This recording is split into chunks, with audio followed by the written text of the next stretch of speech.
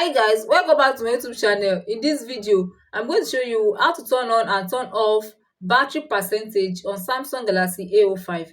If at the end of this video guys you find it so helpful, don't forget to like and subscribe.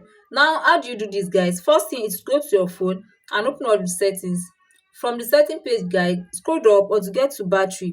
Click on battery. You can see the features under it. Just scroll up or to get to view details. Under that view details guys, you see charging settings, show battery percentage. You can now go ahead and toggle on the button at the front.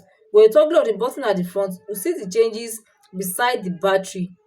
Then when you turn it off, it will hide the percentage. When you turn it on again, it will show up the percentage. So guys, that is how to turn on and turn off show battery percentage on Samsung Galaxy A05. You find this video so helpful, don't forget to like and subscribe, give it a thumbs up and turn the notification bell for more updates so that you'll be notified whenever I drop my video. Thanks for watching guys. See you guys in the next video.